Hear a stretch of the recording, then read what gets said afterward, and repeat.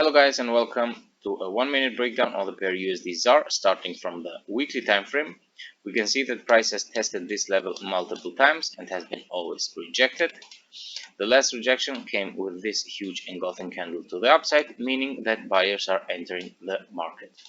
Going down to the daily time frame, we are able to see that price is forming a shoulder head shoulder formation. We can expect price to make a push to the upside at least to the previous highs. Going down to the 4-hour time frame, we can now start and look for important structure levels, just like this one right here, which has been used previously as support and resistance.